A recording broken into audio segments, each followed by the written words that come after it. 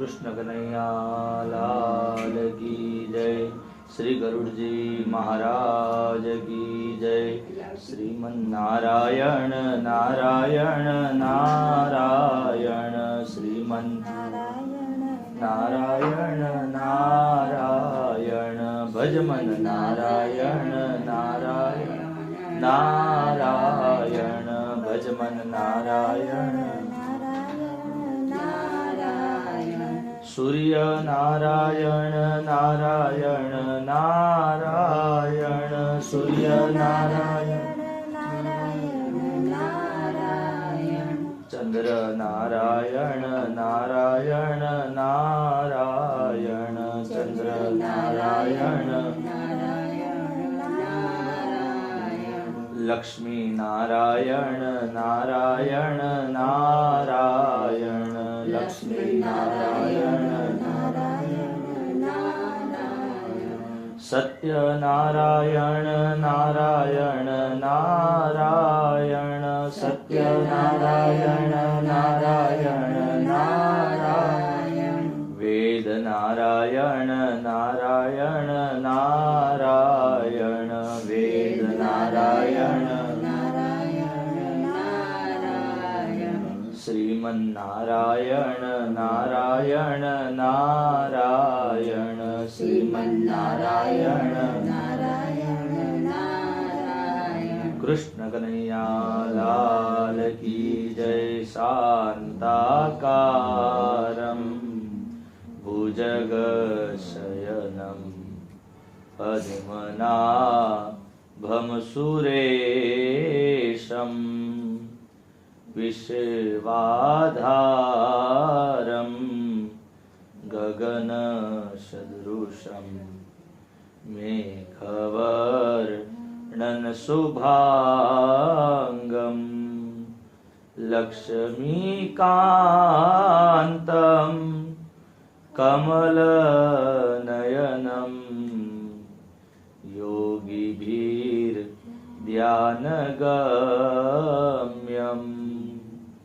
वन्दे विष्णुं भवभयहरं सर्वलोकैकनाथं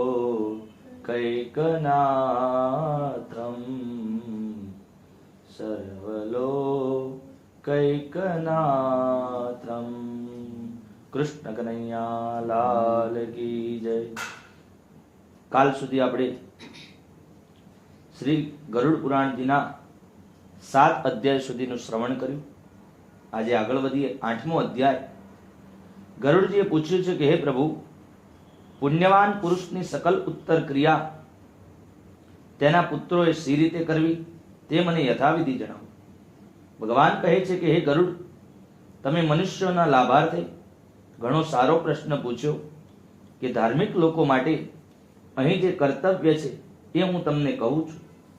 પુણ્યવાન પુરુષે વૃદ્ધાવસ્થામાં પોતાના શરીરને વ્યાધિયુક્ત જોઈને તથા ગ્રહોને પોતાના પ્રતિકૂળ સમજીને અને વળી પ્રાણ શબ્દને સાંભળીને અર્થાત કાન બંધ કરવા છતાંય શબ્દ સંભળાય છે એ ન સંભળાય ત્યારે અર્થાત હવે કાળ નજીક છે એમ જાણી નિર્ભય થઈ પાપોનું પ્રાયશ્ચિત કરવું જોઈએ।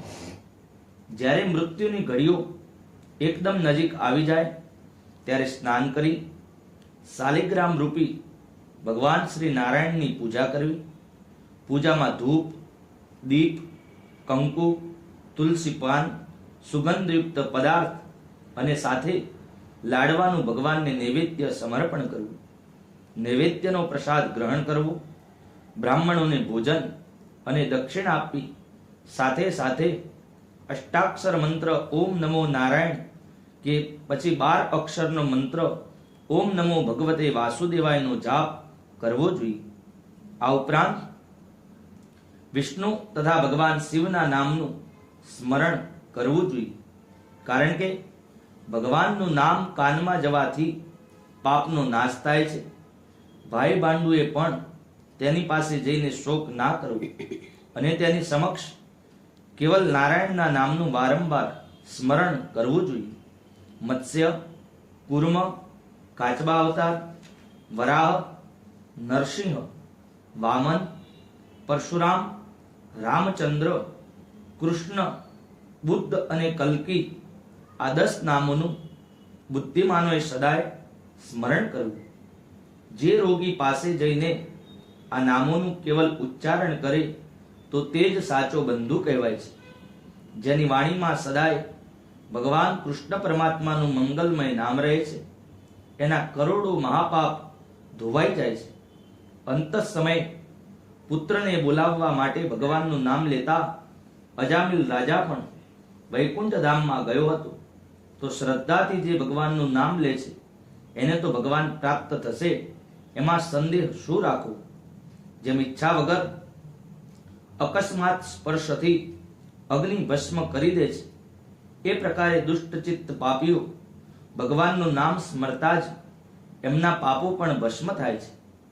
હે પક્ષીરાજ ગરુડ, હરિ ભગવાનના નામમાં પાપને નષ્ટ કરવાની જેટલી શક્તિ છે એટલા પાતકી મનુષ્યો પાપો કરવામાં સમર્થ નથી. યમરાજા એમના દૂતોને કહે છે કે હે દૂતો, નાસ્તિક માનવીઓને અહીં લાવતા રહો, પરંતુ ભગવાનનું નામ લેનારાઓને ક્યારેય અહીં લાવશો નહીં. કારણ કે હું પોતે અચ્યુત, કૃષ્ણ, રામ, નારાયણ, કેશવ, દામોદર, વાસુદેવ, હરિ, શ્રીધર, માધવ અને ગોપી વલ્લભ અને જાનકી નાયક રામચંદ્ર પરમાત્માને ભજું છું.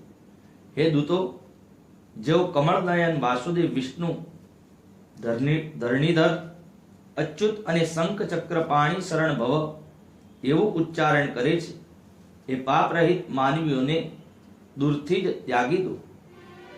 અર્થાત એવા હરિભક્ત ધર્માત્માઓની પાસે ભૂલથી પણ ન જતા. અકિંચન અને ભગવત ભક્તિ રસને જાણનારા પરમહંસ કુળોથી સદા સેવાયેલા શ્રી ભગવાનના ચરણ કમળમાં પરાગરસથી વિમુખ તથા નરકના માર્ગમાં તૃષ્ણા રાખનારા અસજ્જનોને જ અહીં લાવવા. જે માણસોની જીભ ભગવાનનું નામ અને ગુણગાન ગાતી નથી, જેનું ચિત્ત ભગવાનના ચરણારવિંદનું સ્મરણ કરતું નથી તથા જેનું મસ્તક ભગવાન આગળ નમતું નથી, એવા ભગવત સેવાથી વિમુખ દુષ્ટોને જ મારી પાસે લાવો. હે પક્ષીરાજ ગરુડ, સકળ જગતમાં મંગલ રૂપ ભગવાનનું કીર્તન જ મોટા મોટા પાપોનું એકમાત્ર પ્રાયશ્ચિત છે. ભગવાનથી વિમુખ બુદ્ધિવાળાઓ માટે કરવામાં આવેલા પ્રાયશ્ચિત પણ એમને પવિત્ર કરી શકતા નથી. જેમ દારૂથી ભરેલા ગળાને ગંગા પણ પવિત્ર કરી શકતી નથી, તેમ ભગવાન શ્રી કૃષ્ણના નામ લેવાથી જેમના પાપો ધોવાઈ ગયા છે તેઓ નરક, યમરાજ અને યમના દૂતોને ક્યારે સ્વપ્નમાં પણ જોતા નથી. જે અંત સમયે બ્રાહ્મણને ગાયનું દાન કરે છે તે માંસ, હાડકા અને લોહીથી ભરેલી વૈતરણીમાં કદી પડતો નથી, એટલે કે મોક્ષ પામીને ફરીથી શરીર પણ પામતો નથી. તેથી પાપ સમૂહના નાશક વિષ્ણુ પરમાત્માના નામનું સ્મરણ કરી અને ભગવદ્ ગીતા, વિષ્ણુ સહસ્ત્ર નામનો પાઠ કરવો અથવા તો સાંભળવું. એકાદશીનું વ્રત, ગીતાજી, ગંગાજળ, તુલસી દળ, ભગવાનનું ચરણામૃત અને ભગવાનનું નામ આ બધા મરણ સમયે મુક્તિ આપનારા છે. હે ગરુડ, અંતકાળે ઘી અને સુવર્ણની સાથે અન્નદાનનો સંકલ્પ કરવો અને વેદપાઠી બ્રાહ્મણ માટે વાછરડા સહિતની ગાયનું દાન કરવું. અંત સમયે મનુષ્ય થોડું કે અધિક દાન આપે છે તો હે ગરુડ, એ અક્ષય થઈ જાય છે. અને જે પુત્ર પોતાના પિતા માટે દાન આપે છે એ પણ અક્ષય થાય છે. સત્પુત્રે અંત સમયે પિતાજી પાસે આ બધું જ દાન અપાવવું. આવા સમય માટે જ ધર્મજ્ઞ લોકો સંસારમાં પુત્રની ચાહના કરે છે. અડધી આંખ બંધ કરીને ભૂમિમાં સૂઈ રહેલા પિતાને જોઈને પુત્રે પિતાના એકઠા કરેલા ધનમાં તૃષ્ણા રાખવીને જ્યાં સુધી પિતાજી જીવે છે ત્યાં સુધી સત્પુત્રે પિતા સાથે શ્રાદ્ધાદિ દાન કરાવવું. એટલા જ માટે આપણા સનાતન ધર્મમાં એક એવો નિયમ છે કે જીવતું જગત્યું પણ લોકો કરતા હોય છે, કારણ કે એના પાછળ કોઈ દાન થાય, પિંડદાન ન આપી શકાય તો એમની પાછળ પછી કોઈ ક્રિયા કરવાની રહેતી નથી. એ જીવતું જગત્યું એટલે કે એમની સાથે જ એ હાજર છે, એ જીવતા છે છતાં પણ એમનું પિંડદાન થઈ જાય, એમની પાછળની બધી ક્રિયાઓ થઈ જાય, એમની પાછળના બધા દાન અપાઈ જાય. એટલા માટે એ કાર્ય કરવામાં આવે છે. અને પછી એ વ્યક્તિને કોઈના પ્રસંગમાં પણ જવાતું નથી. કોઈના લગ્ન પ્રસંગ હોય, કોઈના ઘરે નવચંડી યજ્ઞ હોય, વાસ્તુ પૂજા હોય, લઘુરુદ્ર હોય કે પ્રતિષ્ઠા યજ્ઞ હોય, ત્યાં એ વ્યક્તિ જેનું જીવતું જગત્યું થઈ જાય એ પછી એ વ્યક્તિ ત્યાં જઈ શકતો નથી. કેવલ સંન્યાસ ભોગવવો પડે, બને એટલું ભગવાનનું નામ જ લેવું પડે, એના માટે ત્યાં જઈ શકતા નથી. એનાથી પરલોકમાં જનાર પ્રાણી યમ માર્ગમાં દુઃખ પામતો નથી. મરણના સમય અને ગ્રહણ સમયમાં દાન આપવામાં આવે તો એ ખૂબ વિશેષ ફળદાયક હોય છે. તેથી અંતઃકાળે તલ વગેરેનું અષ્ટદાન અવશ્ય આપવું જોઈએ. એ અષ્ટદાન આ પ્રકારે છે: પ્રથમ તલ, બીજું લોખંડ, ત્રીજું સોનું, ચોથું કપાસ, પાંચમું મીઠું, છઠ્ઠું 7 અનાજ, જમીન અને 8મું ગાય. આ બધા જ દાન પવિત્ર માનવામાં આવે છે. મહાપાપોનો નાશ કરનારા આ 8 મહાદાન અંતઃકાળ વખતે જરૂર આપવા જોઈએ. હવે એનું જે ફળ છે એ સાંભળો. મારા પરસેવાથી ઉત્પન્ન થતા 3 પ્રકારના તલ પવિત્ર હોય છે. આ તલના દાનથી અસુર, દાનવ અને દૈત્ય એ ત્રણેય તૃપ્ત થાય છે. તલ કાળા, ધોળા અને કપિલ એટલે કે ભૂરા રંગના પણ હોય છે. દાન કરવાથી આ તલ વચન, મન અને શરીરથી થયેલા 3 પ્રકારના પાપોને નષ્ટ કરે છે. ભૂમિ પર હાથ અડાડી જમણા હાથે લોખંડનું દાન કરવાથી જીવ યમની સીમામાં એટલે કે યમના માર્ગને પણ જોતો નથી. પાપી માણસોને દંડ આપવા માટે યમરાજા એમના હાથમાં કુઠાર, પરસી, મુસલ, દંડ, તલવાર અને છરી જેવા શસ્ત્રો ધારણ કરે છે. યમરાજાના હથિયારોની પ્રસન્નતા માટે આ દાન કહેવાયું છે. આ કારણથી યમલોકમાં લોખંડનું દાન સુખ આપનાર મનાયું છે. ઉરણ, શ્યામસૂત્ર, સુંડામર્ક, ઉદુંબર અને શેષબળ એ મહાબળવાન યમદૂતો લોખંડના દાનથી સુખ આપનારા હોય છે. હે ગરુડ, હવે પરમ ગુપ્ત છતાં તમામ દાનોમાં ઉત્તમ દાનને સાંભળો. એ દાન કરવાથી ભૂમિલોક, ભુવરલોક એટલે પાતાળ અને સ્વર્ગલોક નિવાસી સંતુષ્ટ થાય છે. બ્રહ્મા વગેરે દેવતા, ઋષિઓ અને ધર્મરાજાની સભામાં સભાસદ એ બધા સોનાના દાનથી પ્રસન્ન થાય છે અને વરદાન આપે છે. તેથી પ્રેતની મુક્તિ મેળવવા માટે સોનાનું દાન આપવું, જેથી જીવ યમલોકને બદલે સ્વર્ગલોકમાં જાય છે.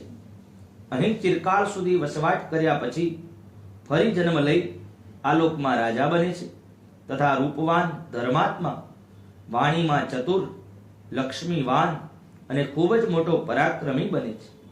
કપાસનું દાન આપવાથી યમદૂતોનો ભય રહેતો નથી અને મીઠાનું દાન કરનારને યમરાજાનો ભય રહેતો નથી. લોખંડ, મીઠું, કપાસ, તલ અને સોનાના દાનથી યમલોકમાં રહેનારા ચિત્રગુપ્ત વગેરે પ્રસન્ન થાય છે.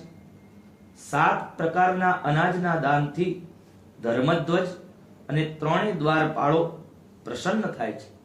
ચોખા, જવ, ઘઉં, મગ, અડદ, કાકુન એટલે મઠ અને 7મા ચણા એમ આ 7 દાન અનાજ કહેવાયા છે.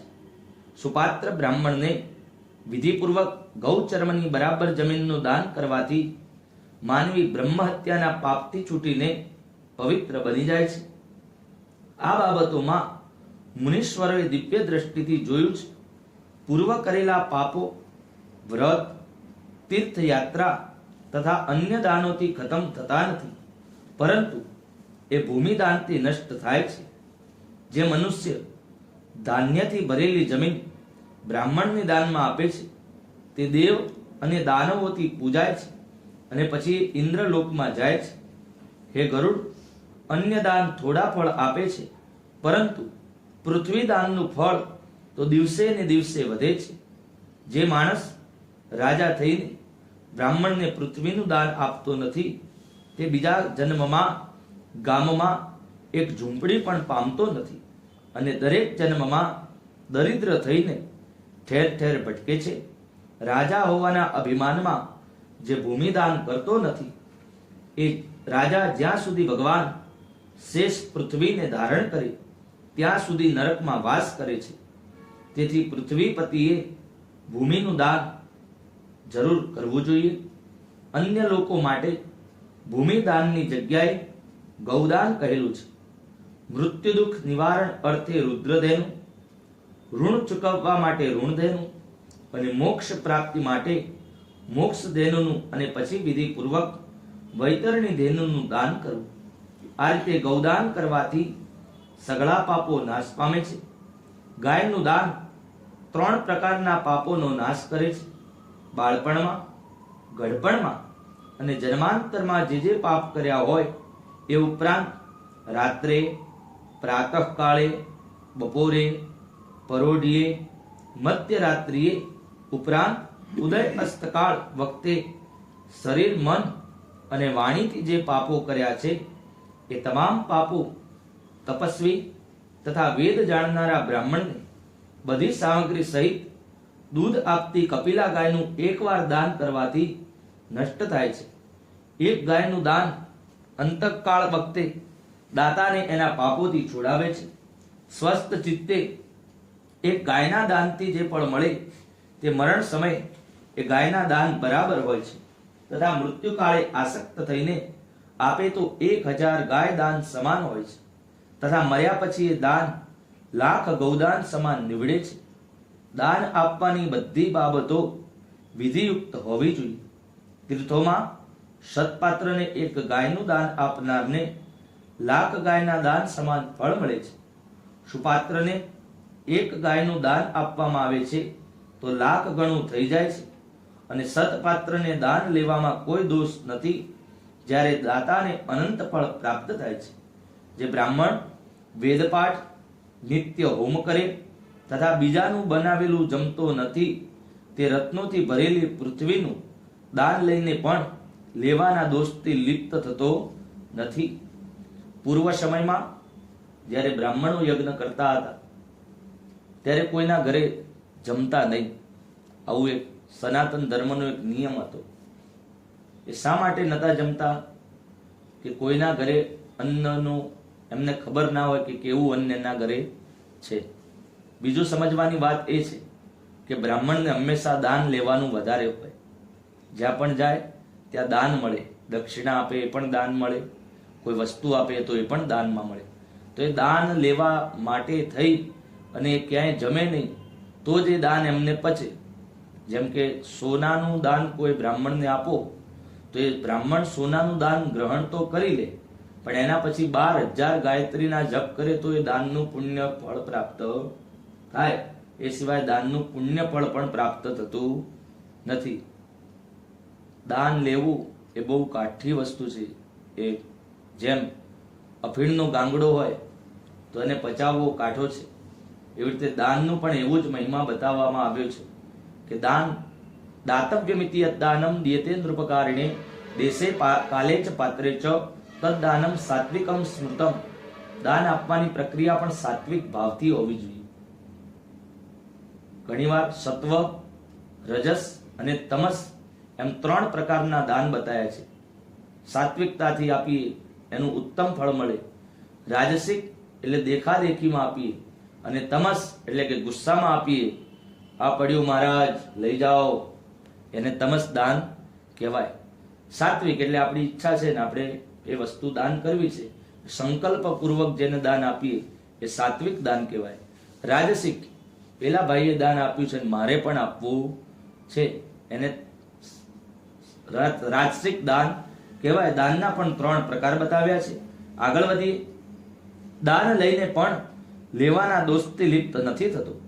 જેમ ઝેર ઉતારનારો મંત્ર અને ટાઢને દૂર કરનારો અગ્નિ પોતપોતાનું કામ કરવાથી દૂષિત થતા નથી, પરંતુ કુપાત્રને ગાયનું દાન આપવાથી તે દાતાને નરકમાં પહોંચાડે છે અને લેનારાના 100 જેટલા કુળ નરક ભેગા થાય છે. પોતાનું કલ્યાણ ઈચ્છનારા વિદ્વાને ક્યારેય કુપાત્રને ગૌદાન આપવું નહીં. એક ગાયનું દાન માત્ર એક જ બ્રાહ્મણને કરવું જોઈએ, અનેકને નહીં. અને જો બ્રાહ્મણ ગાયનું દાન લે તો એ દ્રવ્યનો વ્યય કરે તો એને જપ કરવા પડે. હે ગરુડ, મેં પહેલા તમને જે વૈતરણી નદી કહી હતી એને પાર કરાવનારા ગૌદાન વિશે કહું છું. કાળી અને લાલ રંગની ગાયના શિંગડા સોનાથી અને તેની ખરીને ચાંદીથી શણગારવી અને દોહવા માટે કાંસાનું પાત્ર આપવું. એ ગાય પર 2 કાળા વસ્ત્રો ચડાવવા અને એના ગળામાં ઘંટડી બાંધવી. પછી રૂ પર વસ્ત્ર સહિત તાંબાનું કળશ સ્થાપવું. એના પર લોખંડના દંડ સહિત યમરાજાની સોનાની મૂર્તિ તથા ઘીથી ભરેલો વાટકો સ્થાપિત કરવા. શેરડીની નાવ બનાવી એમાં રેશમના દોરા લપેટવા અને ખોદેલા ખાડામાં જળ ભરી નામા યમની પ્રતિમા સ્થાપિત કરી તેને જળમાં મૂકી દેવી. સૂર્યના દેહથી ઉત્પન્ન ગાયને એના પર ઊભી કરી શાસ્ત્ર વિધિ પ્રમાણે સંકલ્પ કરવો તથા બ્રાહ્મણોને આભૂષણો સહિત વસ્ત્રો આપવા. એ પછી ફળ, ચંદન અને ચોખા વગેરેથી પૂજા કરવી. હાથથી ગાયની પૂંછડી પકડી અને પગને નાવમાં રાખી બ્રાહ્મણને સામે ઊભા રાખી આ મંત્ર બોલવો કે હે જગન્નાથ, હે શરણાગત વત્સલ ભગવાન, હું સંસાર રૂપી સમુદ્રમાં ડૂબેલો તથા શોક અને સંતાપની ઉર્મિઓથી દુઃખી છું. તમે મારું રક્ષણ કરો. હે વિષ્ણુરૂપ બ્રાહ્મણોમાં શ્રેષ્ઠ પૃથ્વીના દેવ, દક્ષિણાની સાથે મેં તમને વૈતરણી ગાય આપી છે, એ સ્વીકારો. તમને નમસ્કાર છે. પછી વૈતરણીને પ્રાર્થના કરવી. યમલોક માર્ગમાં 100 યોજન પહોળી મહાભયંકર વૈતરણી નદી સુખરૂપ પાર કરવા માટે તમને આ વૈતરણી ગાય આપું છું, તો તમને નમસ્કાર છે. પછી એ ગાયને પ્રાર્થના કરવી કે હે ધેનુકે, યમરાજાના મહામાર્ગમાં મને તારવા માટે મારી રાહ જોજો. વૈતરણી રૂપ તમને હું નમસ્કાર કરું છું. ગાયો મારી આગળ પાછળ અને હૃદયમાં હોય અને હું એમની વચમાં રહું. જે તમામ પ્રાણીઓના અને દેવોમાં લક્ષ્મી રૂપ થઈને રહેલા છે એ જ ગાય સ્વરૂપ મારા પાપ દૂર કરજો. હાથ જોડીને આ મંત્રોથી ગાય અને યમરાજાની પ્રાર્થના અને પરિક્રમા કરી કળશ અને અન્ય બધી વસ્તુઓ બ્રાહ્મણને આપવી. હે ગરુડ, આ વિધાનથી જે વૈતરણીનું દાન કરે છે તે ધર્મ માર્ગથી ધર્મરાજાની સભામાં જાય છે. જ્યારે શરીર સારું હોય ત્યારે વૈતરણી ધેનુનું દાન કરવું અને એ નદીથી પાર થવા માટે વેદ પાઠી બ્રાહ્મણને ગાયનું દાન આપવું. હે ગરુડ, જે ગાયનું દાન કરે છે તેના યમ માર્ગમાં એ નદી આવતી નથી. તેથી સદા પુણ્ય સમયમાં ગાયનું દાન અવશ્ય કરવું જોઈએ. ગંગાદી તીર્થમાં, બ્રાહ્મણોના ઘરમાં, સૂર્ય અને ચંદ્રમાના ગ્રહણોમાં, સંક્રાંતિના દિવસે, અમાસના દિવસે, દક્ષિણ ઉત્તરમાં, સંક્રાંતિમાં, યુગાદી તિથિઓમાં અને બધા પુણ્ય સમયોમાં ગાયનું દાન કરવું જોઈએ. જ્યારે મનમાં શ્રદ્ધા ઊભી થાય અને સુપાત્ર બ્રાહ્મણ મળી જાય એ પુણ્ય સમય જાણવો. કારણ કે શરીર અસ્થિર છે, વૈભવ હંમેશા રહેતો નથી તથા મૃત્યુ ગમે ત્યારે આવી શકે છે. તેથી ધર્મનું સંચય કરવું જોઈએ. પોતાની શક્તિ અનુસાર કરેલું દાન અનંત હોય છે. પોતાની કલ્યાણની ઈચ્છા કરનાર વિદ્વાન બ્રાહ્મણને દાન આપવું. પોતાના હાથથી પોતાના માટે કરેલું થોડા ધનનું દાન પણ અક્ષય હોય છે તથા એ તત્કાળ ફળ આપે છે. દાનરૂપી ખર્ચ કરનારો મહામાર્ગમાં યમના માર્ગમાં સુખેથી જાય છે, જ્યારે દાન ખર્ચથી રહિત મનુષ્ય માર્ગમાં ક્લેશને પામે છે. પૃથ્વી પર માનવી જે જે દાન કરે છે તે યમલોકના માર્ગમાં આગળ એને પાછા મળે છે. ઘણા પુણ્યના પ્રતાપે માનવ દેહ મળે છે. તે મનુષ્ય શરીરને પામી જે ધર્મનું આચરણ કરે છે એ પરમ ગતિને પામે છે. મનુષ્ય ધર્મને ન જાણીને દુઃખથી સંસારમાં આવે છે અને જાય છે. માત્ર ધર્મના સેવનથી જ એનો જન્મ સફળ થાય છે.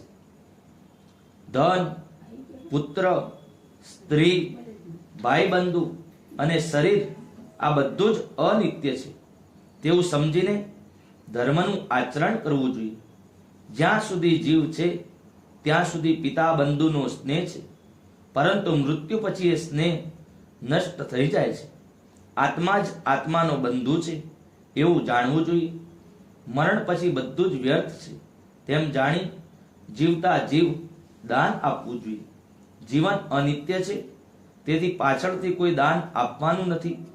શરીરનું મૃત્યુ થાય એટલે લાકડા તથા પથ્થર અને કાંકરાની જેમ તેનો ત્યાગ કરી સૌના માર્ગે આગળ વધે છે, અર્થાત મોં ફેરવી નાખે છે. માત્ર ધર્મનું આચરણ જ સાથે આવે છે. કમાયેલું ધન ઘરમાં જ રહે છે. જ્યારે ભાઈબંધુઓ સ્મશાનથી પાછા વળી જાય છે, પરંતુ એ વખતે અગાઉ થયેલા શુભ અશુભ કામો સાથે આવે છે જે આગળ પાછળ રહે છે. માણસ જેવા શુભ અને અશુભ કર્મો કરે છે એ પ્રમાણે ફળ ભોગવે છે. આ દુઃખથી ભરેલા સંસારમાં કોઈ કોઈનો બંધુ નથી. મનુષ્ય પોતાના કર્મ પ્રમાણે સંસારમાં આવે છે અને સમાપ્તિ પર ચાલ્યો જાય છે. માતા, પિતા, પુત્ર, ભાઈબંધુ, પત્ની અને અન્ય આવવા જનારા આ બધા નદીના પાણીમાં તરતા લાકડા સમાન છે. એ બધા સતત ગતિમાં સાથે જ વહે છે, પણ કોઈને કોઈ તેમને કાઢી લે છે. તેથી જુદા પડીને વિખેરાઈ જાય છે. પુત્ર, પૌત્ર, સ્ત્રી, દ્રવ્ય વગેરે કોના છે એમ પૂછતા નિશ્ચય થાય છે કે સંસારમાં કોઈ કોઈનું નથી. તેથી જે આપવું હોય એ પોતાના હાથથી આપવું. જ્યાં સુધી ધન તમારા હાથમાં છે ત્યાં સુધી દાન આપી શકાશે, પરંતુ ધન અન્યની પાસે જશે ત્યારે કંઈ કરી શકાશે નહીં. પૂર્વજન્મના કરેલા દાનથી અહીં ખૂબ ધન મળ્યું છે એવો વિચાર કરી ધર્માર્થે દાન કરવું જોઈએ. ધર્મથી કામના પૂર્ણ થાય અને ધર્મથી અહીં મોક્ષ મળે છે. તેથી ધર્મનું આચરણ કરવું જોઈએ. શ્રદ્ધાથી જ ધર્મને ધારણ કરી શકાય છે, ધનના ઢગલાથી નહીં. પૂર્વ ઋષિઓ અકિંચન હોવા છતાં શ્રદ્ધાના લીધે સ્વર્ગે ગયા. જે મનુષ્ય પત્ર, ફૂલ, ફળ અને જળ મને ભક્તિભાવથી સમર્પણ કરે છે એ પવિત્ર ભક્તિયુક્ત આત્માને આપેલ ભોજન હું કરું છું. એટલે અવશ્ય વિધિપૂર્વક દાન આપવું જોઈએ. થોડું કે ઘણું દાન આપવું આ બાબતની ગણતરી કરવી નહીં. જે પુત્ર અંત સમયે પિતાના હાથે દાન કરાવે છે એ ધર્માત્મા પુત્રની દેવો પણ પૂજા કરે છે. જે પુત્ર માતા પિતાના નિમિત્તે સુપાત્રને દાન કરે છે તે પુત્ર, પૌત્ર અને પ્રપૌત્ર સહિત પોતાના આત્માને પણ પવિત્ર રાખે છે. પિતાને આપવાથી 100 ગણું, માતાને આપવાથી 1000 ગણું, બહેનને આપવાથી 10,000 ગણું અને ભાઈઓને આપવાથી અક્ષય ફળ મળે છે. દાન આપનારાને કોઈ પીડા કે નરકની યાતનાઓ આવતી નથી. એટલું જ નહીં, મૃત્યુ સમયે યમરાજાનો ભય પણ સતાવતો નથી. સ્વજનના મરણના સમયે જેઓ લોભથી દાન કરતા નથી એવા પાપી કાયરની જેમ મૃત્યુ પછી અતિશોક કરે છે. પુત્ર, પૌત્ર, ભાઈ, સગા અને મિત્ર સ્વજન માટે અંતકાળે દાન કરતા નથી તેઓ બ્રહ્મ હત્યારા છે, એમાં કોઈ શંકા નથી. ઇતિ શ્રી ગરુડ પુરાણે શારોદ્વારે આતુર્દાન નિરૂપણ નામને અષ્ટમોધ્યાય. શ્રી કૃષ્ણાર્પણમસ્તુ. કૃષ્ણ કનૈયા લાલ કી, શ્રી ગરુડજી મહારાજ કી જય. 8મા અધ્યાયમાં દાનનો મહિમા સાંભળ્યો. આગળ વધીએ 9મો અધ્યાય. ગરુડે પૂછ્યું કે પ્રભુ, આપે મરણકાળે કરવાના દાનને વિસ્તારથી કહ્યું તે સાંભળી હું પવિત્ર થયો છું. હવે આપ મૃત્યુકાળ પાસે આવે ત્યારે મનુષ્ય કયા કયા કૃત્યો કરવા જોઈએ તે જણાવો. ત્યારે શ્રી ભગવાને ઉત્તર આપ્યો કે હે ગરુડ, સાંભળો. હવે તમને મનુષ્ય શરીર ત્યાગે એ વેળાના વિધિ વિધાનને કહું છું, જેનાથી મૃત્યુ પછી મનુષ્યને સદગતિ પ્રાપ્ત થાય છે.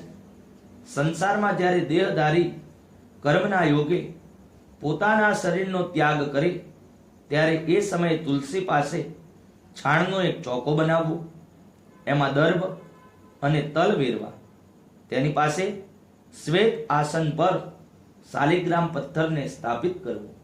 શાલિગ્રામ પાપ, દોષ અને ભયને દૂર કરે છે. એની નજીક મૃત્યુ પામનાર મનુષ્યને ચોક્કસ મુક્તિ મળે છે. સંસારનો તાપ દૂર કરનારી તુલસીનો છોડ જ્યાં હોય છે ત્યાં મૃત્યુથી મુક્તિ મળે છે. જે તમામ દાન કરવા છતાં નથી મળતી તેવી મુક્તિ પ્રાપ્ત થાય છે. જેના ઘરે તુલસીનું વૃક્ષ છે તે તીર્થ સમાન પવિત્ર છે અને ત્યાં યમના દૂતો આવતા નથી. જે તુલસીની મંજરીથી યુક્ત પ્રાણ છોડે છે એ માણસે સેંકડો પાપો કર્યા હોવા છતાંય યમ તેની સામે જોઈ શકતા પણ નથી. તુલસીનું પાન મોંમાં રાખીને તલકુશના આસન પર મૃત્યુ પામનારને પુત્ર ન હોવા છતાંય નિસંદેહ તે વિષ્ણુ લોકમાં જાય છે.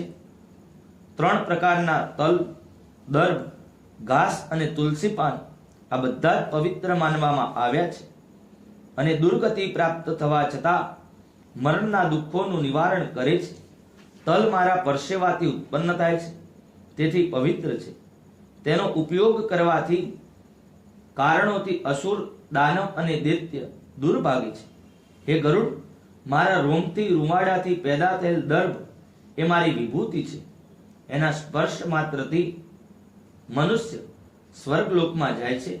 દર્ભના મૂળમાં બ્રહ્મા, મધ્યમાં જનાર્દન અને અગ્રભાગમાં આગળમાં ભગવાન શંકર એમ 3 દેવતા રહેલા છે. તેથી કુશ, અગ્નિ, મંત્ર, તુલસી, બ્રાહ્મણ અને ગાય વારંવાર કામમાં આવવા છતાં પણ અપવિત્ર થતા નથી, પરંતુ પિંડમાં વપરાયેલો ડાબ નિર્માલ્ય થાય છે. બ્રાહ્મણ એકોતિષ્ઠાદિ શ્રાદ્ધમાં ભોજન કરે તો તે નિર્માલ્ય થાય છે. મંત્ર, ગૌ અને તુલસી નીચી જાતિના ઘરમાં હોય તો તે નિર્માલ્ય થાય છે. અગ્નિ ચિતામાં નિર્માલ્ય થાય છે. છાણથી લીંપાયેલ અને દર્ભ વડે સંસ્કારયુક્ત ચોકામાં મૃત્યુ પામનારને સુવાડવું. અંતરિક્ષનો ત્યાગ કરવો, પલંગ વગેરેથી ઉતારી દેવો. ચોકો કરવાથી બ્રહ્મા, વિષ્ણુ, રુદ્ર અને અગ્નિ આ બધા દેવો ત્યાં આવીને બેસે છે.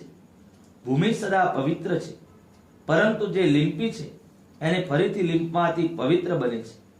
પિશાચ, રાક્ષસ, ભૂત, પ્રેત અને યમના દૂત વગેરે લીંપાયા વિનાની ભૂમિમાં, ખાટલામાં, અંતરિક્ષમાં પ્રવેશ કરે છે. એટલે અગ્નિહોત્ર કર્મ, શ્રાદ્ધ કર્મ, બ્રાહ્મણ ભોજન અને દેવોનું પૂજન પૃથ્વીને લીંપીને પવિત્ર કર્યા વગર ના કરવું. મરેલા મનુષ્યને લીંપેલી ભૂમિ પર સુવડાવી એના મોંમાં સોનું, રત્ન મૂકવા તથા શાલિગ્રામ સ્વરૂપ ચરણામૃત કરાવવું. શાલિગ્રામ શિલાના 1 બિંદુ જેટલું ચરણામૃતનું જે પાન કરે છે એ તમામ પાપોથી મુક્ત થઈ સ્વર્ગે જાય છે. પછી મહાપાપોનો નાશ કરનારું ગંગાજળ મુખમાં મૂકવું. આ ગંગાજળ સૌ તીર્થોમાં કરેલા સ્નાનના પુણ્ય ફળને આપનારું છે. કાયા શુદ્ધ કરવા માટે 1000 ચાંદ્રાયણ વ્રત કરો કે ગંગાજળનું પાન કરો, તે બંને સમાન પુણ્ય આપનારા છે. ચાંદ્રાયણનું વ્રત એ બહુ ઉત્તમ છે. ઘેર એક ગાય લાવવી પડે, એ ગાયને રોજ એક મુઠ્ઠી અનાજ ખવડાવવું પડે. એ ગાય રોજ એક પોદલો કરે જમીન ઉપર, જેટલું એમાંથી જવ કાઢવા પડે, એ જવને ધોઈ એનો લોટ બનાવી એ જ દ્રવ્ય દ્વારા ભોજન કરી એકમના દિવસે 1 કોળિયો, પૂનમ સુધી 15 કોળિયા અને ઉતરતા ક્રમમાં 15, 14, 13 એવી રીતે પ્રતિપદ સુધી 1 કોળિયો રોજ એટલું જ ભોજન કરવાનું ને ગાયની સેવા કરવી, તો જ એ ચાંદ્રાયણ વ્રતનું ફળ પ્રાપ્ત થાય. પણ આ કળીકાળમાં બધું શક્ય છે નહીં. ચાંદ્રાયણ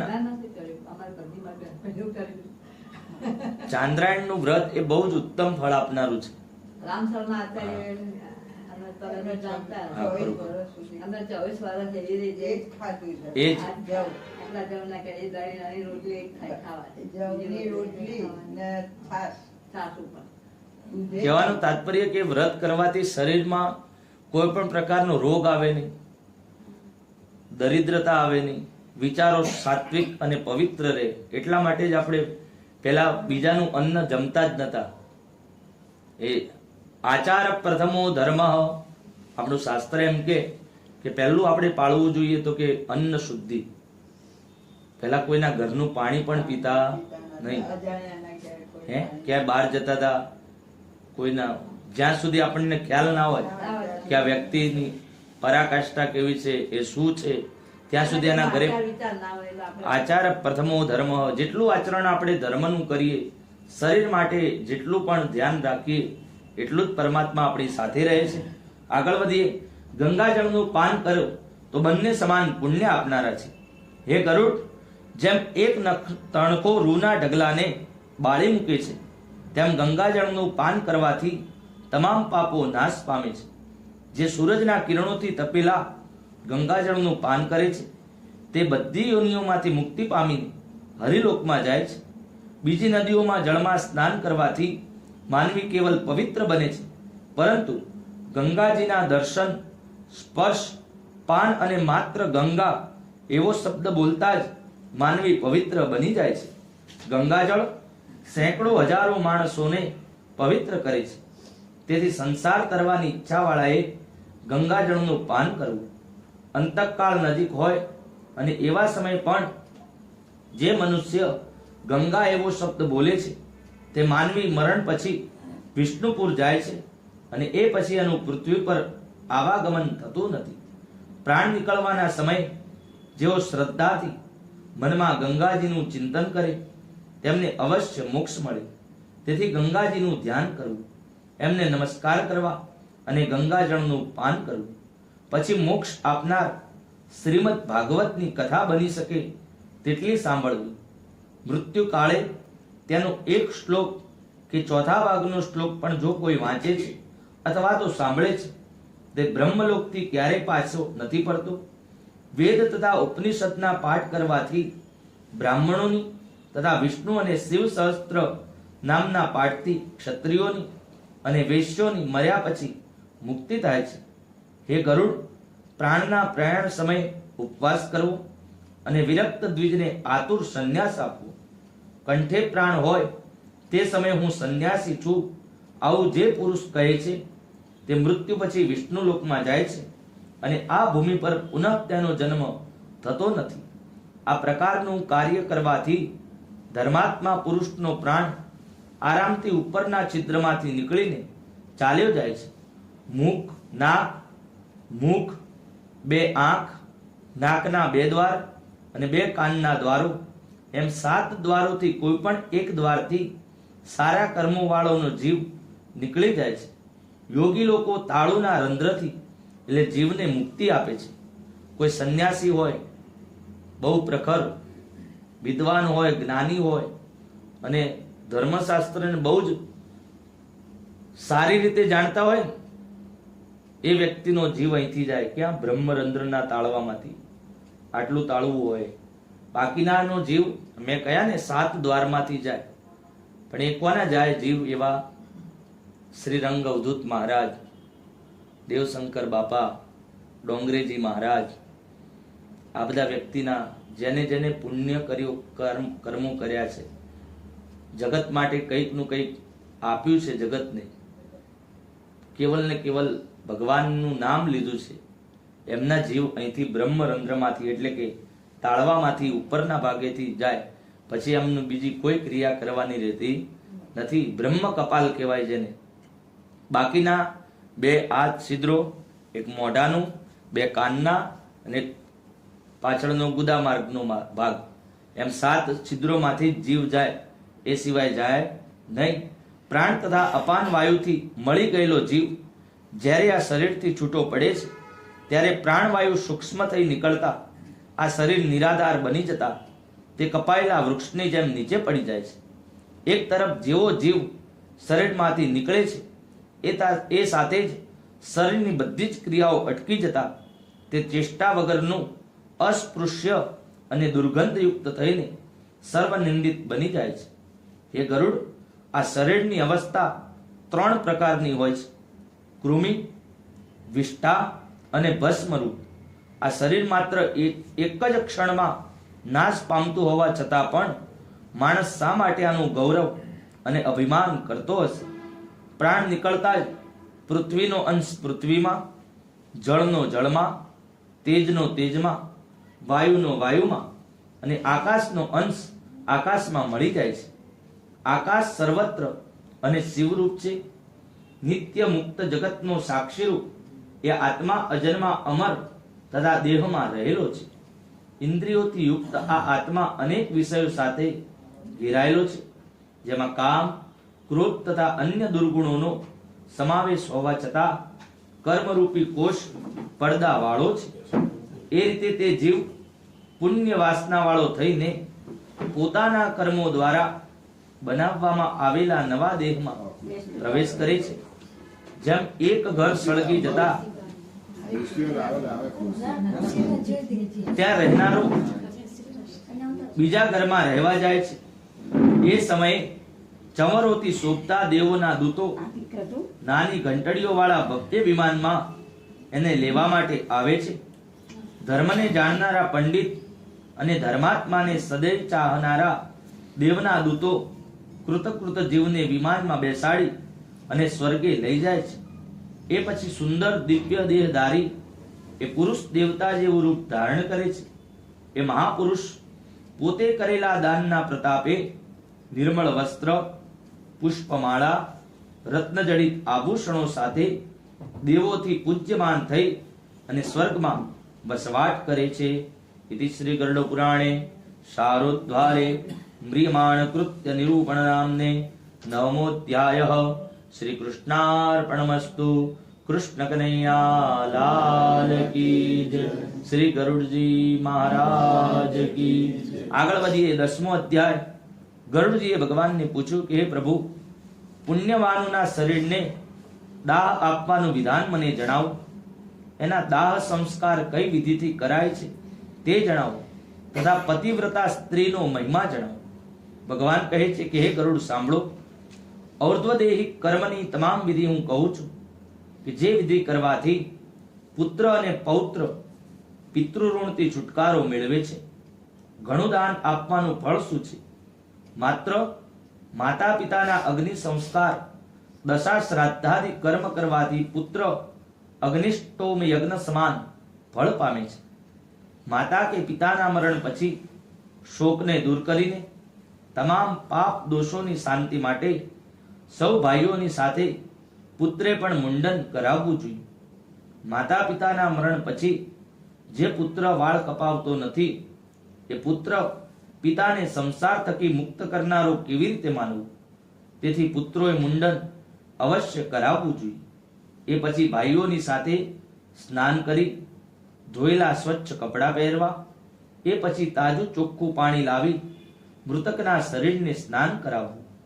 એ પછી ચંદનની માળા પહેરાવી, ગંગાજીની માટી શરીરે ચોપડવી, મૃતકને નવા વસ્ત્રોથી આચ્છાદિત કરી પછી નામ ગોત્રનું ઉચ્ચારણ કરી મૃત્યુના સ્થાનમાં સબનું નામ લઈ મૃતકનું દક્ષિણા સહિત પિંડનું દાન આપવું. એનાથી ત્યાંની ભૂમિ અને ત્યાંના અધિષ્ઠાતા દેવ પ્રસન્ન થાય છે. પછી ઘરના દ્વાર પર પિંડદાન કરવું, જેનાથી ભૂત ગણોમાંના દુર્ગત એટલે ગતિનો અવરોધ કરનારા હોય છે તે સંતુષ્ટ થાય છે. પછી ઘરમાંની પુત્ર વધુઓ વગેરે એમની પ્રદક્ષિણા કરી તેનું પૂજન કરવું અને પછી અન્ય ભાઈઓ સાથે પુત્રે કાંત આપવી. જે પોતાના પિતાને પોતાના ખભા પર મૂકી સ્મશાન લઈ જાય છે તે પુત્ર ડગલે ને પગલે અશ્વમેઘ યજ્ઞ જેટલું ફળ પામે છે. પિતાએ સદાય ખભા પર, પીઠ પર અને ખોળામાં લઈને લાલન પાલન કર્યું હતું એ ભૂલવું ન જોઈએ. પિતાએ જે ઋણ અપેક્ષાથી લાલન પાલન કર્યું હતું એ ઋણમાંથી પુત્ર ત્યારે જ છૂટે છે જ્યારે તે મૃત પિતાને પોતાના ખભા પર મૂકીને સ્મશાને લઈ જાય છે. પછી સ્મશાનમાં જઈ જમીનને સાફ કરી પાણી છાંટી શવને વિશ્રામ કરાવવું. પછી સ્નાન કરાવી એ પ્રેત સંગનક બનેલા શબ માટે પિંડદાન આપવું. આમ કરવાથી આસપાસમાં રહેલા પિશાચ, રાક્ષસ વગેરે જેઓ દરેક દિશામાં છે તેઓ મૃતકના શરીરને અશુદ્ધ કરતા નથી.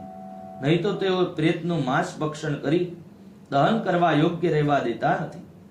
એ પછી શબને ઉત્તર તરફ મુખ રાખીને મૂકવું અને જ્યાં ચિતામાં મૂકવાનું હોય એ સ્થાનને જળ વડે શુદ્ધ કરી ગાયના છાણથી લીંપણ કરવું. એ ઠેકાણેથી અનામિકા અને અંગુષ્ઠ માત્ર દ્વારા થોડી માટી ઉપાડી જળ છાંટી પાછું પવિત્ર કરી ત્યાં વિધિપૂર્વક અગ્નિ સ્થાપન કરવું. એ સાથે પુષ્પ અને ચોખાથી પુણ્યાક્ષતે તથા ક્રપ્યાત નામના અગ્નિદેવનું પૂજન કરી ઘીથી લોમભ્ય સ્વાહા, ત્વગ્ભ્ય સ્વાહા, મજ્જભ્ય સ્વાહા આ પ્રકારના મંત્રોનું ઉચ્ચારણ કરી વિધિપૂર્વક હોમ કરવો. એ પછી અગ્નિદેવની પ્રાર્થના કરવી કે હે ક્રપ્યાત નામના અગ્નિ, તમે સકળ પ્રાણી માત્રને ધારણ કરનારા છતાં સકળ જગતનું કારણ છો તથા સકળ જગતનું પાલન કરનારા છો. તેથી આ સાંસારિક જીવને સ્વર્ગમાં લઈ જાઓ. આ પ્રકારે પ્રાર્થના કરી ચંદન, તુલસી, પીપળા અને ખાખરાના લાકડામાંથી ચિતા બનાવી. પછી એ ચિતા પર શબને સુવડાવી એક પિંડ ચિતા પર મૂકવું, બીજો પિંડ પ્રેતના નામનો ઉચ્ચાર કરી તેના હાથમાં મૂકવું. આ પ્રમાણે 5 પિંડો આપવાથી આહુતિ યોગ્ય ગણાય. જો આવું કરવામાં ન આવે તો પહેલા કયા પ્રમાણે વિઘ્ન ઊભું થાય અને કુળનો નાશ કરવા માટે પ્રવૃત્ત થાય છે. અગ્નિ લઈ પુત્રે અગ્નિ આપવો. પંચક હોય તો દાહ ન આપવો. જે માણસ પંચકમાં મૃત્યુ પામે એ ગતિ પામતો નથી. એવા દાહથી અન્યનું મૃત્યુ થાય. માટે પંચકમાં મરનારને વિધિ વિધાન કર્યા વગર દાહ આપવો નહીં. ધનિષ્ઠાથી લઈ અને રેવતીના અંત સુધીના 5 નક્ષત્ર પંચક મનાયા છે. એ દાહ યોગ્ય નથી, છતાંય દાહ કરવામાં આવે તો અશુભ મનાય. પૂર્વોક્ત 5 નક્ષત્રોમાં મરવાથી એ ઘરમાં હાનિ થાય અથવા એના પુત્રો કે ગોત્રવાળામાં કંઈક વિઘ્ન આવે. જો આ નક્ષત્રોમાં દાહ આપવાનો જ હોય તો વિધિપૂર્વક કરવો. એ સર્વ દોષોની શાંતિ માટે એ વિધિ તમને હું કહું છું. હે ગરુડ, દર્ભના 4 પૂતળા બનાવી અને નક્ષત્રોના મંત્રથી અભિમંત્રિત કરી સબની પાસે પૂતળાને મૂકવા. નક્ષત્રોના મંત્રોથી પ્રેત સંપુટ કરી હોમ કરવું. એ પૂતળાની સાથે મૃતકને દાહ આપવો.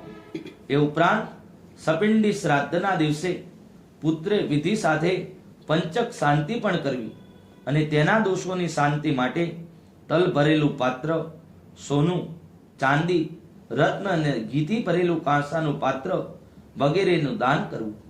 આ પ્રકારે શાંતિ વિધિ કરી અગ્નિ સંસ્કાર કરે તેને વિઘ્નો આવતા નથી અને પ્રેત ઉત્તમ ગતિને પામે છે.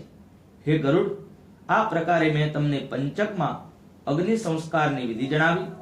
જો મૃતકની સ્ત્રી સતી થવા ચાહતી હોય તો એને પણ પતિ સાથે દાહ આપવો. એની આ વિધિ છે કે પતિના હિતમાં તત્પર તે પતિવ્રતા સ્ત્રી જ્યારે પતિની સાથે જવા માંગે તો તેને પ્રથમ સ્નાન કરી કંકુ, તિલક, અંજન અને ઉત્તમ વસ્ત્ર આભૂષણને ધારણ કરી બ્રાહ્મણ તથા કુટુંબીજનોને દાન કરવું. પછી ગુરુ મહારાજને વંદન કરી ઘરની બહાર નીકળી અને ત્યાંથી ભગવાનના મંદિરમાં જઈ દેવોને વંદન ભક્તિથી પ્રણામ કરવા. ત્યાં તમામ આભૂષણો સમર્પણ કરી એક શ્રીફળ લઈ શરમ, મોહ, લજ્જા વગેરેનો ત્યાગ કરી સ્મશાન તરફ જવું. ત્યાં સૂર્યને નમસ્કાર કરી તૈયાર કરવામાં આવેલી લાકડાની ચિતાને પ્રદક્ષિણા કરી અને લાકડાથી બનેલી એ ચિતાને ફૂલોની સેજ સમજી એની પર ચડવું અને પછી પોતાના ખોળામાં પતિનું મસ્તક રાખવું. પોતાની સાથે આવેલી સખીઓને નારિયેળ આપી ચિતાને પ્રગટાવવાની આજ્ઞા આપવી. અગ્નિ પ્રગટે ત્યારે ગંગા સ્નાન થાય છે એમ પતિવ્રતાએ જાણવું. જો સ્ત્રી ગર્ભવતી હોય તો પતિની સાથે પોતાના શરીરનું દહન કરવું નહીં, પરંતુ બાળક થયા બાદ એનું પાલન અને પોષણ કરવું. જે સ્ત્રી પતિ સાથે પોતાના શરીરને દાહ આપે છે ત્યારે અગ્નિ માત્ર એના અંગોને જ સળગાવે છે, પરંતુ એના આત્માને પીડા આપતો નથી. જેમ અગ્નિમાં મુકાયેલી ધાતુઓ પીગળી જાય છે એમ અમૃત તુલ્ય અગ્નિથી સતી સ્ત્રી પોતાના પાપને સળગાવી દે છે. વાદ વિવાદમાં પડવા છતાં શુદ્ધ, સત્ય અને ધર્મયુક્ત માનવી તપાવેલા લોઢાથી પણ ક્યારેય દાઝતો નથી. એમ પતિ સાથે ચિતા પર ચડનારી સ્ત્રી પણ ક્યારેય સળગતી નથી. અર્થાત સળગતી વખતે એને કોઈ કષ્ટ પડતું નથી, પરંતુ મૃત પતિના અંતરાત્મા સાથે એનો આત્મા મળી જાય છે. જ્યાં સુધી સ્ત્રી પોતાના શરીરને પતિની સાથે આગમાં સળગાવતી નથી ત્યાં સુધી તે સ્ત્રી શરીરથી છૂટતી નથી. તેથી સર્વ પ્રકારે પ્રયાસ કરી મન, વચન અને કર્મથી પોતાના પતિની સેવા કરવી અને પતિના મરણ ટાણે એની સાથે સતી થવું. પતિના મરણ પર જે સ્ત્રી પતિની સાથે અગ્નિમાં પ્રવેશ કરે છે તે અરુંધતી એટલે કે વશિષ્ઠજીની પત્ની સમાન થઈ સ્વર્ગલોકમાં વસવાટ કરે છે. ત્યાં સ્વર્ગમાં એ સ્ત્રી અપ્સરા ગણો દ્વારા પૂજાતી તે પતિની સાથે ત્યાં સુધી રમણ કરે છે જ્યાં સુધી 14 ઇન્દ્ર રાજ કરતા હોય છે. જે સ્ત્રી પતિની સાથે સતી થાય તે માતા પિતા અને જ્યાં એના લગ્ન થયા છે ત્યાં આ ત્રણેય કુળને પવિત્ર બનાવે છે. 3.5 કરોડ જેટલા વાળ માનવ શરીરમાં હોય છે. એટલા વર્ષ એ પતિની સાથે સ્વર્ગમાં આનંદ કરે છે. પછી સૂર્ય સમાન પ્રકાશવાળા વિમાનમાં બેસી પતિ સાથે રમણ કરતી જ્યાં સુધી સૂર્ય અને ચંદ્ર રહે છે ત્યાં સુધી પતિ સાથે ક્રીડા કરી એ પછી લાંબી આવરદાવાળી થઈને કોઈ નિર્મળ કુળમાં અવતરે છે અને પરિવાર એ પતિવ્રતા સ્ત્રી ફરીથી એ જ પતિને પામે છે. જે સ્ત્રી ક્ષણ માત્રના દાહના દુઃખથી આવા અનંત સુખને છોડે છે તે સ્ત્રી જીવનભર પતિના વિરહની આગમાં તડપતી રહે છે. તેથી પતિને શિવરૂપ જાણી એની સાથે શરીરને દગ્ધ કરવું. હે ગરુડ, જો સ્ત્રી સતી ન હોય તો માત્ર એના શરીરને દાહ આપવું. અડધું સળગી ગયા પછી કે પૂરું સળગી ગયા પછી સબના મસ્તકની ખોપરી ફોડવી, ગૃહસ્થીની લાકડાથી અને યજ્ઞોની નારિયેળથી ખોપરી ફોડવી. પિતૃલોકની પ્રાપ્તિ માટે એની કપાળ ક્રિયા કરી પુત્રે આ મંત્રથી ઘીની આહુતિ આપવી કે હે અગ્નિદેવ, તમે વાસુદેવ ભગવાનથી ઉત્પન્ન થયા છો તો તમારા વિશે દગ્ધ થયેલો જન દિવ્ય દેહયુક્ત થઈને ફરીથી સ્વર્ગમાં ઉત્પન્ન થાય. એ પછી સ્વર્ગલોક માટે આ તમારામાં હરિરૂપ થાય એનાથી તમે પ્રજ્વલિત થાઓ. આ પ્રકારના મંત્રથી તલ સાથે ઘીની આહુતિ આપી ખૂબ જ શોક કરવો. આ પ્રકારે કર્મ કરવાથી મૃતકને સુખ મળે છે. અગ્નિદાહ પછી તેના સ્ત્રી પુત્રોએ સ્નાન કરવું. એ પછી નામ ગોત્રનું ઉચ્ચારણ કરી તલ અને જળથી અંજલિ આપવી. એ પછી લીમડાના પાન ચાવવા અને મૃતકના ગુણના વખાણ કરવા. સ્મશાનમાં દહન કર્યા પછી આગળ સ્ત્રીઓએ અને પાછળ પુરુષોએ ઘેર જવું. ઘેર આવી ફરીથી સ્નાન કરવું, ગાયને ગૌગ્રાસ આપવો, પતરાળામાં ભોજન કરવું, ઘરનું ભોજન ખાવું નહીં. એ પછી જીવાત્માનું જે જગ્યાએ મૃત્યુ થયું હોય દક્ષિણાભિમુખ બેસી એમના ભગવાનના નામ લેવા. હે ગરુડ, મરનારની શાંતિ માટે 3 દિવસ સુધી માટીના પાત્રમાં દૂધ અને જળ ભરી તેને સૂર્યાસ્ત થાય સ્મશાન અથવા તો 4 રસ્તે માટીના કાચા પાત્રમાં દૂધ તથા જળ ભરી એ પાત્ર દોરીથી 3 સાંઠીઓથી બનાવેલ તરવૈયા પર મૂકી આ મંત્ર બોલવું કે તમે સ્મશાનના અગ્નિથી દગ્ધ થયેલા અને ભાઈ બંધુથી ત્યાગવામાં આવેલા છો, માટે આ જળ અને દૂધ છે. જળથી સ્નાન કરો અને દૂધ પીવું. અગ્નિહોત્રવાળા પુરુષોના ચોથા અને અગ્નિહોત્ર રહિતો માટે 3જા દિવસે અસ્થિ સંચય એટલે ટાઢી વાળવી કરવા અને આ વિધિ એ પ્રમાણે છે. સ્મશાનમાં જઈ પ્રથમ સ્નાન કરી પવિત્ર થવું. ઊનનો દોરો લપેટીને પવિત્રી પહેરવી. પછી સ્મશાનમાં રહેતા ચાંડાલને શક્તિ પ્રમાણે દાન આપવું. એ પછી સ્મશાનમાં રહેનારા ભૂત પ્રેતો માટે યમાયત્વેતિ આ મંત્રથી અડદની બલિ આપવી. પછી 3 ડાબી પ્રદક્ષિણા કરવી. હે ગરુડ, ચિતાના સ્થાન પર દૂધ છાંટી અને પાણી છાંટી અસ્થિઓ એકઠી કરી અને ખાખરાના પાંદડામાં રાખી દૂધ અને જળથી ધોઈ માટીની કુલડીમાં રાખી વિધિપૂર્વક શ્રાદ્ધ કરવું. પછી ત્રિકોણ એટલે કે ચોકો બનાવી તે જગ્યાને છાણ તથા જળથી લીંપી અને પવિત્ર કરવું. તમે જ્યારે સાહેબ ચાણોદ ગયા હશો ત્યારે મહારાજે દૂધ અને પાણીથી વધારે 3-4 વાર છંટાયું હશે.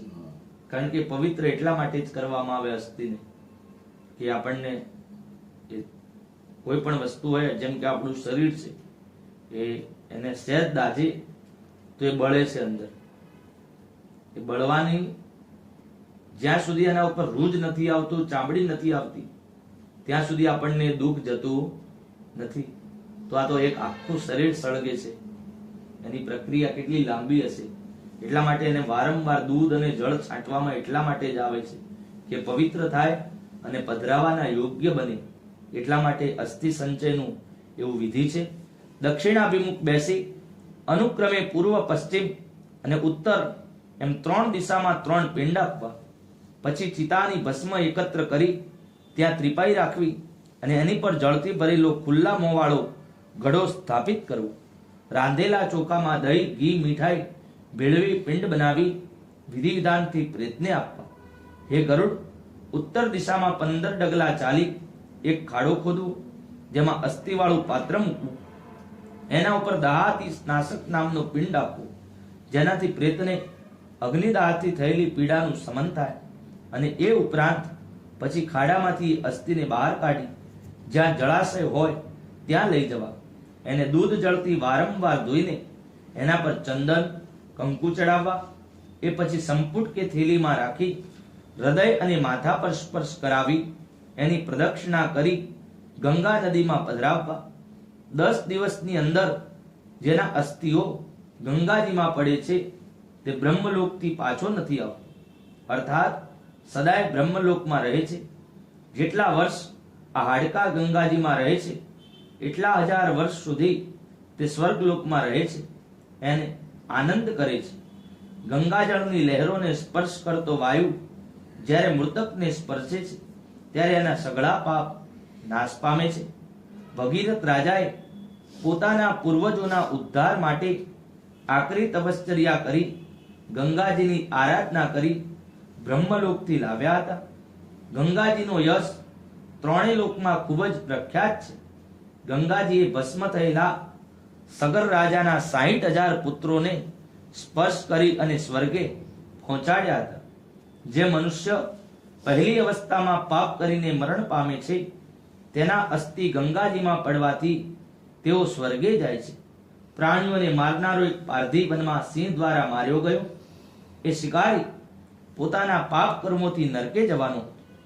એવામાં તેના શરીરનું એક હાડકું લઈ અને એક કાગડો ગંગા નદી પરથી ઉડીને જતો રહેતો. એ હાડકું ગંગામાં પડ્યું, તેથી એ પારધી તમામ પાપોથી મુક્ત થઈ દિવ્ય વિમાનમાં બેસી દેવલોકમાં પહોંચી ગયો. તેથી સદપુત્રે પોતાના પિતાના અસ્થિઓને ગંગાજીમાં પધરાવવા અને પછી જ 10 ગાત્ર કર્મ કરવું. જો કોઈ વિદેશમાં મૃત્યુ પામ્યો હોય, વનમાં અથવા ચોરોના ભયથી મરી ગયો હોય અને એનો મૃતદેહ જો ન મળતો હોય તો એના મરણના સમાચાર જાણી દર્ભનું પૂતળું બનાવી વિધિવત એને દાહ આપવું અને જે ભસ્મ હોય એને ગંગાજીમાં પધરાવવી અને 10 ગાત્રાદિ સિવાયના કર્મો કરવા. જે દિવસે તેના મૃત્યુના સમાચાર મળે એ તિથિને સંવત્સર શ્રાદ્ધમાં ગ્રહણ કરવી. જે સ્ત્રી પૂરા ગર્ભ પૂરા માસે મૃત્યુ પામે તો એનું પેટ ચીરીને જીવતા બાળકને બહાર કાઢવું.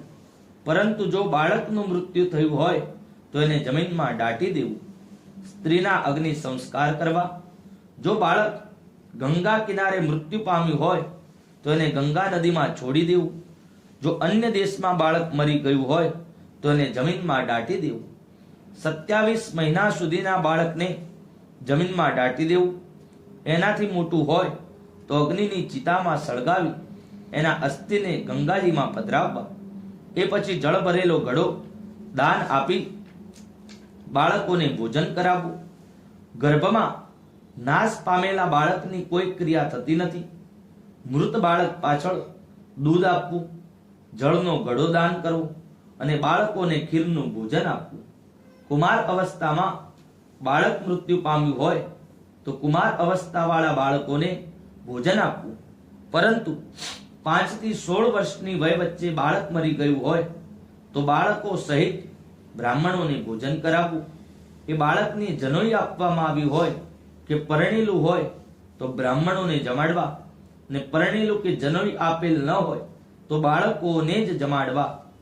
5 વર્ષ સુધી પછી ભલે એને યજ્ઞોપવિત સંસ્કાર આપ્યા હોય કે નહીં, એ જો મૃત્યુ પામે તો ગોળ કે ખીરના ઓછામાં ઓછા 10 પિંડ આપવા. 11મા અથવા 12મા દિવસે વૃક્ષોત્સર્ગ સિવાય બાકીના કર્મ કરવા, પણ મહાદાનો આપવા નહીં. 5 વર્ષની અવસ્થામાં મરનાર બાળકના પિતા જીવતા હોય તો એનું સપિંડિક શ્રાદ્ધ કરવું નહીં. માત્ર 12માના દિવસે એકોતિષ્ઠ વિધિથી શ્રાદ્ધ કરવું. સ્ત્રીઓ અને શૂદ્રોના વિવાહ ઉપનયન સ્થાને જાણવા. ઉપનયન પૂર્વ શકલ વર્ણની ક્રિયા વય પ્રમાણે કરવી. કર્મ, દેશ, સગા સંબંધી, વર્ણ અને વયનું સ્વલ્પાલ્ય તથા મહત્વ જોઈને ક્રિયા કરવી. કિશોર અવસ્થામાં મરણ પામે તેમના પદદાન, મહાદાન અને ગૌદાન વગેરે સઘળા કર્મ કરવા. તમામ પ્રકારમાં યતિઓનો દાહ, જળક્રિયા અને 10 ગાત્રાદિક કર્મ પુત્રોએ ના કરવું. માત્ર દંડ ધારણ કરવાથી માનવી નારાયણ તુલ્ય મનાય છે. ત્રિદંડ ધારણ કરવાથી તેમનું પ્રેતત્વ સર્વથા નષ્ટ થાય છે. એટલે જ આપણા શંકરાચાર્ય મહારાજ હોય, યતિ હોય, એક દંડ અથવા તો ત્રિદંડ એમ 3 દંડ રાખતા હોય છે. પોતાના સ્વરૂપના અનુભવથી જ્ઞાની લોકો સદાય મુક્ત હોય છે. તેથી એ કારણે તેઓ પુત્રો તરફથી પિંડની ઈચ્છા રાખતા નથી. તેથી સંન્યાસીઓના પિંડદાન અને ઉદકની ક્રિયા ન કરવી, પરંતુ પિતૃભક્તિથી તીર્થ શ્રાદ્ધ અને ગયા શ્રાદ્ધ જરૂર કરવા. હે ગરુડ, હંસ, પરમહંસ, કુટીચક્ર, બૃહદ્રુક અને 4 પ્રકારના સંન્યાસીઓના મરણ પછી તેમને ભૂમિમાં દાટવા જોઈએ. જ્યાં ગંગા વગેરે નદીઓ ન હોય તો ત્યાંની ભૂમિમાં જ ભંડારવા, અને જ્યાં મહાનદીઓ હોય એમાં સંન્યાસીઓને પાણીમાં વહાવી દેવા. ઇતિ શ્રી ગરુડ પુરાણે સારોદ્ધારે દાહ અસ્થિ સંચય કર્મ નિરૂપણ નામને 10મોऽધ્યાયઃ. શ્રી કૃષ્ણાર્પણમસ્તુ. કૃષ્ણ કનૈયા લાલ કી જય. શ્રી ગરુડજી મહારાજ. શ્રીમન નારાયણ નારાયણ નારાયણ.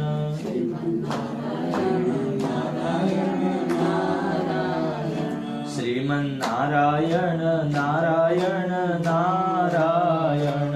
શ્રીમન નારાયણ નારાયણ નારાયણ.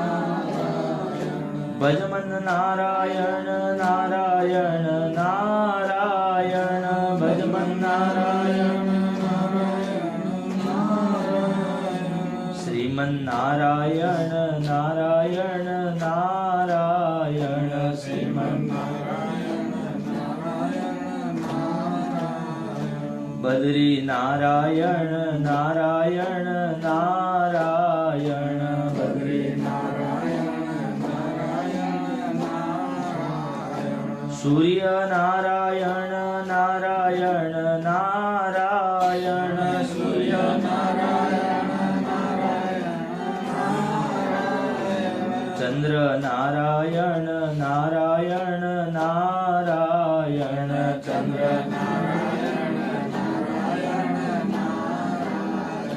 શ્રીમન નારાયણ નારાયણ નારાયણ. શ્રીમન નારાયણ નારાયણ નારાયણ. કૃષ્ણ કનૈયા લાલ કી. શ્રી ગરુડજી મહારાજ કી.